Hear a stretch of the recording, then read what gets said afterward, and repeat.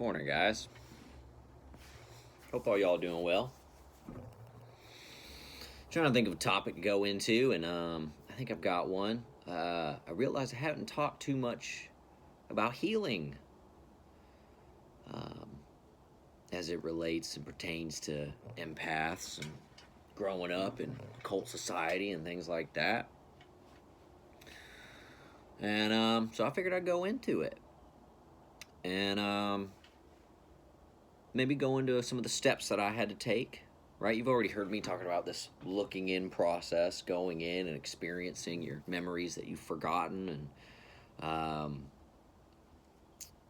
embracing the dark, right? The dark side, the shadow self, shadow work.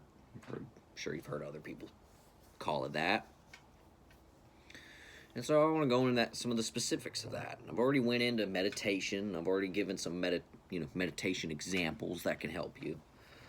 And so you can refer to those videos.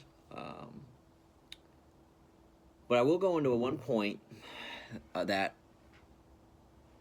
I think is a must. I don't think you can actually fully heal until you can do this, which makes it difficult because a lot of times when we're going through this, when we're going through the cycles, we're under someone else's care. Unfortunately, this occult lifestyle is tied in with trafficking. And so if you find yourself being an empath and being used in ritual abuse and things like that, you are indeed a victim of trafficking. You're being trafficked. It just doesn't look like the Liam Neeson movie.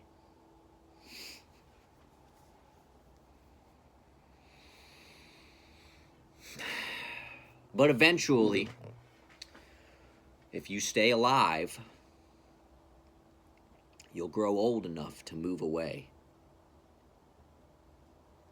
My guardian angel told me one time when I was in a facility that I needed to go away and not go home when I got out. I didn't take his advice, and I did go back home.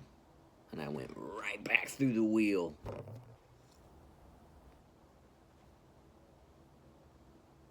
I didn't know. But that's my big point. To heal, guys, you have to separate yourself from your family, from your friends. You have to isolate yourself. And that can be scary.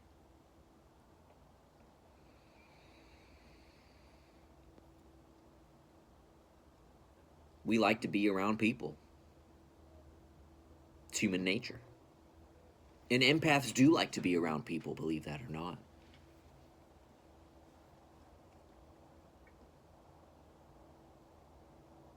And the scary thing about isolation is it's actually a big step when your traffickers or handlers decide that they want to maybe start pushing you to the edge, to the cliff. Putting you in isolation is part of a step to do that.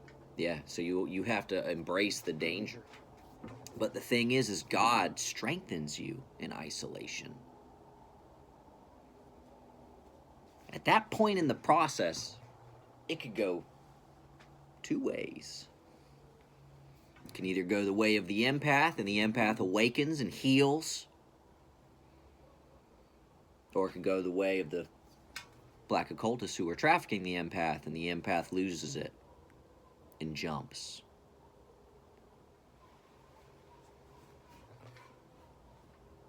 If that happens, then the dark occultists win. They'll get their big payout from the policy that's on the empath's head. They'll cry on TV or in the news, "Oh, I lost my boy. I lost so-and-so." And then when the camera's gone, they'll be counting the money.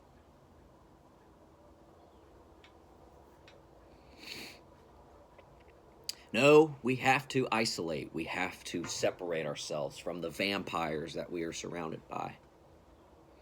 Vampires are real, guys. Just doesn't look like Blade 3. I mean, maybe some of them dress that way, but...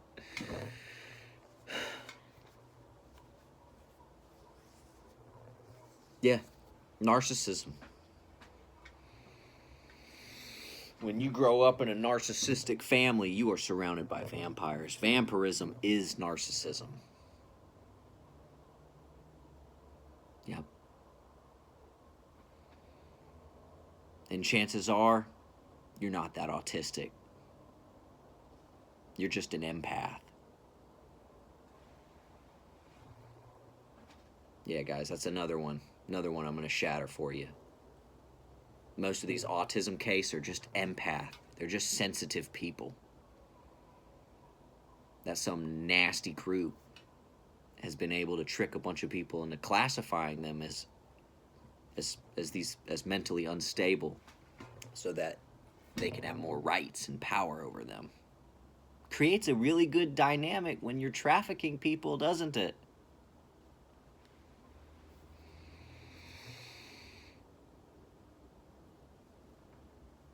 So yeah, guys, we have to separate, because then you'll have time to actually connect to your higher self, to connect to God. Because the thing is, when you're an empath, you're a light worker. That is what you're supposed to be. You're supposed to be aligned with God. That's your gift. It's just unfortunate because the number of light workers to NPCs or dark occultists out there, the ratio is askewed, for sure. Way more NPCs out there than there are of, like, legitimate empath light workers. And the NPCs, they know it. They want it that way.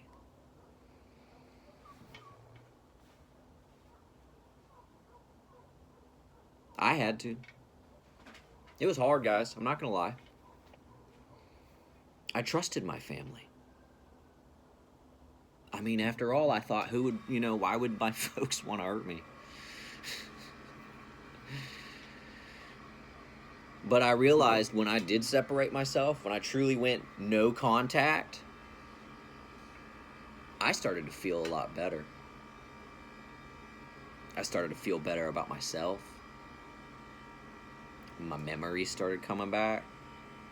And then another funny thing also happened. As I got better, it seemed like they got worse. And that's because that's how this vampire relationship works. When you're surrounded by vampires, they feed off of you.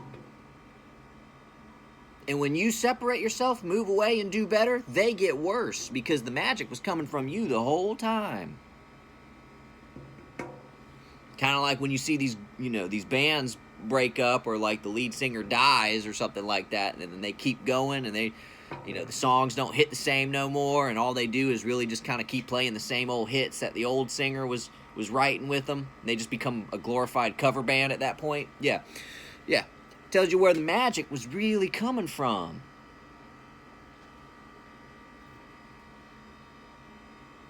Oh no, we worked on it together. They'll say that. We wrote that together. It's like, all right, guys. Sure you did.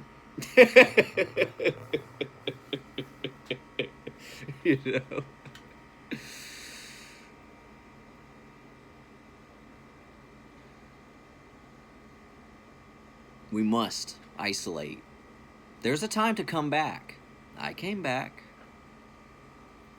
You will come back. You'll come back stronger. When Luke got his hand cut off, right? He came back later in Return of the Jedi with the green saber, stronger than ever. But he was gone for a little while. I wasn't planning on using that. That just came to me. Oh. And guys, it's not... Everyone's pace is going to be a little bit different. I chose Moria's path, right? I chose El Moria's path because I'm close to El Moria. He was my channel. right? I'm an old soul, a very old soul.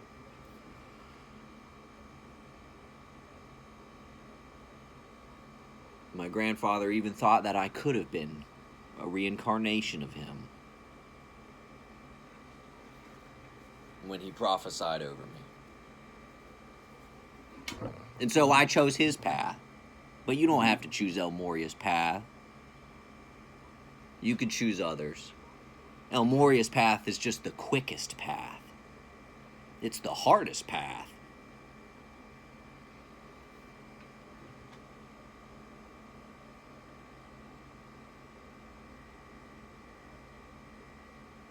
To achieve this enlightened state, to wake up the empath. And it's not for everyone. Well, actually, let me take that back. Eventually, everyone does tread the path. Just depends on which lifetime it is. See what I'm saying? So even the evil, wicked people eventually will tread the path. Might not be this lifetime. Probably not this lifetime. If they're evil or wicked, it ain't gonna be this lifetime. Maybe the next. Probably not that one either. It'll probably be like the 10th, 100th, 1000th lifetime. Depending on how they learn their karmic lessons. When you take the time to isolate and study and connect to God, tap into God, align your multiple bodies, you realize that God is in everyone, and that even those wicked people and the ones who were trafficking you, and in a way they were fulfilling their role. Because if it wasn't for what my folks did to me, then I wouldn't be who I am today.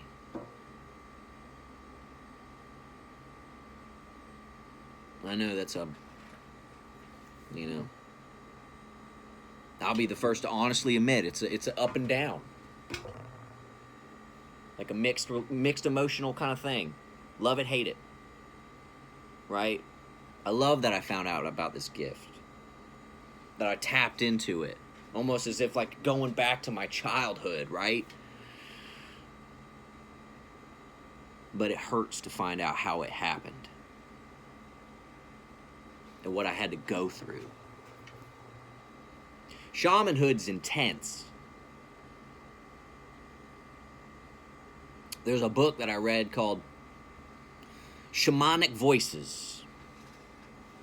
And it goes into all the different kind of native tribes and all over the world too. I mean, not just, Native American, but there was several of those. But it goes into the specifics of shamanhood, some of the rituals, albeit not everything. I'm sure they kept a lot of secrets.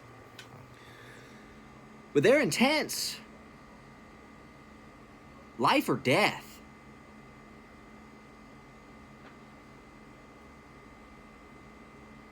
A lot of their rituals would basically, it'd be that either you survive and you become a strong shaman of that tribe, or you die. that was it. That was the initiation, And I mean, there's more. You'll have to read the books. I'm not going to go into all the details. Shamanic Voices. Look it up. And it still happens, today. I mean, there's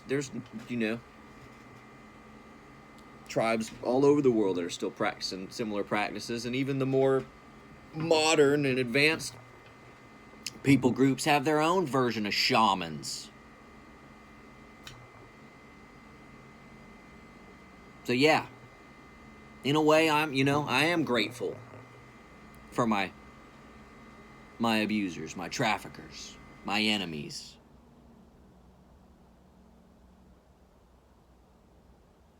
They were my trial. The fire that I had to go through. In my refining process.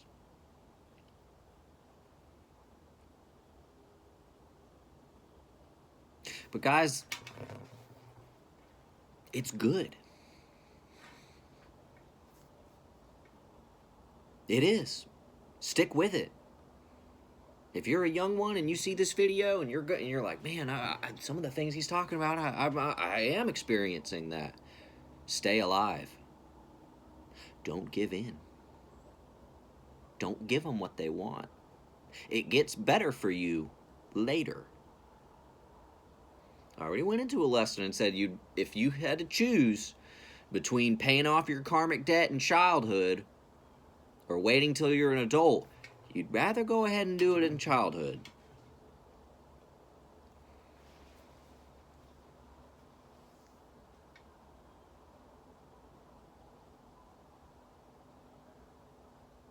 Because it gets better for you. It really does. Now, if you don't learn your lessons, that happens a lot. There's a lot of people that grow up in crappy childhood. I can think of a few specific people, not going to mention them by name. They grew up rough lives in childhood, rougher than mine. But instead of learning their lesson, they blame everybody else. They don't learn a thing. Not only do they not learn a thing, but they repeat the things that happen to them, to the kids and people around them, putting on more karmic debt on themselves. They most certainly will not reach the height in this lifetime. It's too late now. They could have learned their lessons and they'd probably be way farther than I am. But they didn't. And that was their choice to make. And we all have a choice. So which one will you make? Y'all have a good morning. Bye now.